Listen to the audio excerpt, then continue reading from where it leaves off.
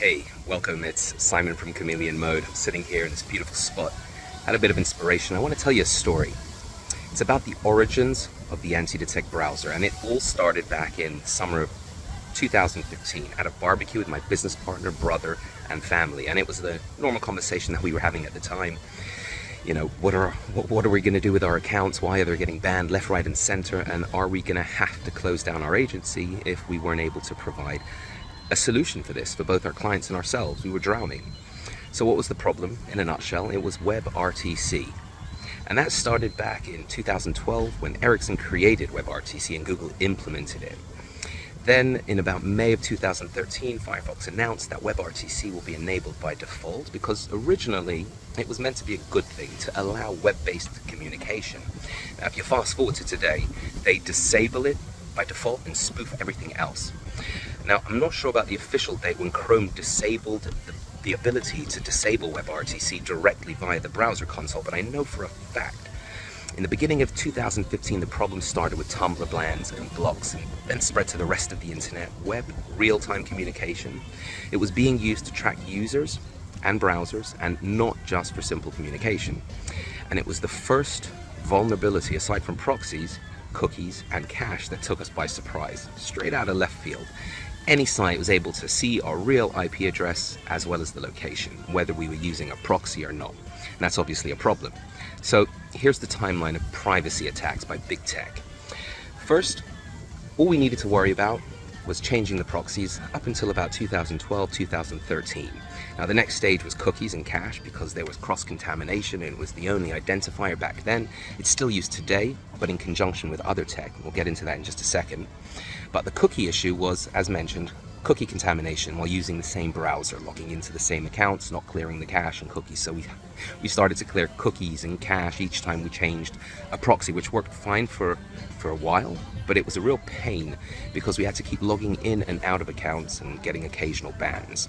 It was the only option, so we made it work, and some still actually do it that way today. So as I mentioned before, WebRTC hit hard in 2014, 2015, and accounts were getting banned, blocked, and access denied all over the place, which nearly led to the collapse of our agency.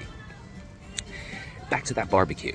Now my brother, who was a high-level programmer in the army at the time, he overheard all of our conversations that I was having with my partner over the months. He was living by me, and at the barbecue he said, "Hey guys, I think I can fix your problem. I have a solution." Now we had no idea at what level my brother was programming at. We knew he was a programmer at the army. We kind of shrugged it off, having spent so much money on it already. But about a month later he came back with this ugly looking thing. And I said, "What the heck is that?" He said, "Click that tab." So I did, and it was another tab.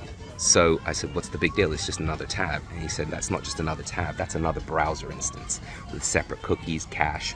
And the best part was WebRTC was disabled by default. And that is when the Antidetect browser was born, but it wasn't called an Antidetect browser back then. There was no such term. It was called Browzio, the productivity tool for SEO and social media marketers. So we were back in business. We immediately started using it. Bans became a thing of the past, and verifications were almost non-existent, and I had a bit of extra time to start focusing on what I love spending my time on, which is affiliate marketing. And with access to unlimited profiles, I could do whatever I wanted, and I did, and still do today. Now the truth is, I got lucky. Now, if not for that barbecue and the fact that my brother was living with me at the time, I would have never known it was possible. I've spent tens of thousands of dollars on trying to develop something like this to combat the problem, but it was all wasted time and money. So as Browzio started to get out there, more and more people were using and finding out about it, using it for all sorts of reasons, not just digital marketing, productivity, and so on, as you could imagine. Now crypto users got a hold of it, started using it, sneaker drops, Ticketmaster, and anything else you can imagine. So somewhere between 2015 and 17, people started to copy Browzio, some word for word, and even compared themselves to us. And the term Antidetect browser was born. But we were way ahead then and still are, but that's not what this is about. The next major shift was websites who started to use canvas fingerprinting, and that was as early as 2014 when AddThis, which was a very popular bookmarking site at the time, had already began to implement it, using this technique to identify users instead of cookies, and they were getting a hash of your entire browser, all of the features, the plugins, the extensions, the fonts, and all of the other elements online. on screen. But somewhere then between then and 2018, it became mainstream, and companies were using it to track users in the same way as they had used cookies. And then in 2022, things like WebGL, client recs, audio devices, media devices, and system hardware were being targeted. And they were able to then see past the browser and see exactly what system you're using so that they can track and connect to exactly who you are. So since 2015, we've been tracking exactly what they've been tracking. And I can sit here all day and tell you more about the technical side of it, but I'll leave that for the podcast. But let's face it, it's all about avoiding account bans, saving time, being able to easily access your profiles, right? You can get on with your marketing activities, not deal with all of the headaches with the silly things like admin, logging into accounts, saving your passwords, proxies, and everything else that goes along with it.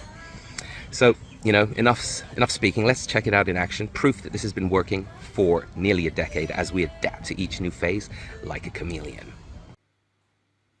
Welcome. So we're back at my computer, and thank you for watching. If you've gotten this far, obviously making some pretty bold claims here to be the first anti-detect browser, to actually be the first one to create it. So we're going to show you the proof. And I know that there are others that call themselves the first, which is okay. But we have proof here that we've been working on this for 10 years now. And we've got a lot more to come. So let me just show you the first iteration. If you look at the top here, wasn't even called Browzio. This was called the Raw Organizer. And on the side over here, all you had here was browser instances, and they would pop up and open up here. I think I'd probably do a demo. As you can see, there you have it. This is the first anti-detect browser to exist. And there you have it right there. We were doing this over 10 years ago. So this was in January, or February rather. If we look here, 9 years ago, February of 2015. We registered Browzio, as you can see here, in February of 2015. And we had obviously been working on this iteration for 3 to 6 months, I believe. The first version was even more raw than this. It's like no one had access to that. This was the first version that everyone had access to. This was in the beginning of 2015. So that's great, lovely. So now proof that we've been doing this for over 10 years. Commercially, just under 10 years, of course. We registered this in 2015, the beginning of 2015. But the whole point of this is, does it work? Does it still work? Have you got any proof that this has been working and still working? So, well, absolutely. Let's look at that next. So what we've got here on this tab is the very, very first webinar we ever did. And this was in August of 2015. So it took us, 4, 5, 6 months. It really took about a month to get to this webinar because we were never planning on selling it. This was just something that I was using for myself, for my agency, but I happened to come across this unbelievable synergy between the two tools, and I had to let the product owner know about it. I reached out to him. His name is Jeffrey Evans. He was blown away, and he said, dude, you got to tell people about this tool. So that's what we did. We told people about this tool. So why am I showing you this? So this is why I'm showing you this. Here's some more proof. So you see this profile over here? This Pamela Schweitz-Ringer, whatever you call her, Rage DNA, as you could see, 26th of August. This was 2015. So this is about 10 years ago this account was created. And then we've got, if we move a little bit further on in this presentation, oh, and this is the other version. So if you can see now the updated version after we got to the Raw Organizer. I'll show it to you. Here we go. This is the Raw Organizer version, where we actually had, before there was even such thing as an API for phone verification, we had people, literally people with mobile phones in different countries speaking to people using this phone verification system. Now we're a little bit more advanced. We're all connected to APIs, so now you can use your APIs, your favorite APIs as well, all within Chameleon. But that's what that was there. I'm happy I bumped into that there. I want to show you this other profile. I believe it is right here. Vanessa. There she is, Vanessa Gardenio. And this again, 10 years ago. Lovely. This is the old, original Browzio that we released, the first version.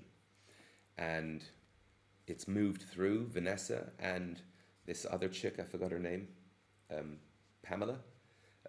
She has been with us now for 10 years, and I'm going to now open up Chameleon. And as you can see here, it's still called Browzio Demo. And here, Vanessa Gardenia. So let me just open up the Browzio Demo. And here we go, here. There she blows. Pamela Schweitzenringer. I don't even know how to pronounce that name. And here she is over here. Pamela Schweitzenringer in there 10 years ago. And then again, Vanessa, also 10 years ago. And here's Vanessa, 519 friends. She's doing pretty well. You know, she's the queen of stop smoking. Anyway, so we've been demoing these accounts, showing them to thousands of people over the years. They're still here.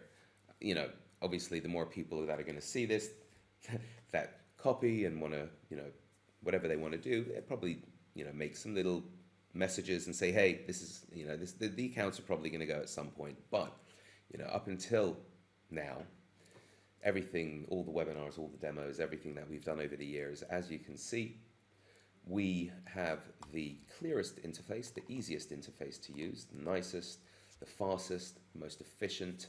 We utilize the real browsers and we provide a real organic user experience, and not just user experience for the user, for you, but an organic profile, because we're utilizing the system browsers in a way that no one else is.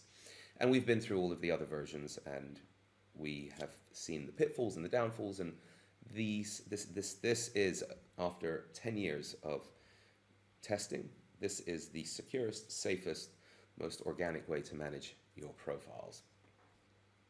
Now, the story isn't over. We just released our 5th version of the so-called Antidetect browser, and I can say, having been in this space commercially for nearly a decade, and over 20 years as a digital marketer, I can tell you that our next updates are going to leave the community in awe. Now, as the most copied software in this space, I'm going to let your imagination run wild. Maybe it will match up with what we've got coming, maybe not. Stay tuned, but right now, you can get in on the Relaunch offer and get the best productivity browser for your digital marketing while safeguarding your accounts at a fraction of what the others charge, and a fraction of what we're going to be charging after launch. Links in the description, along with a special discount code just for you. There are about 50 codes left. Don't miss out. If you've got any questions, please leave them in the comments below, and I'll be happy to have a conversation with you.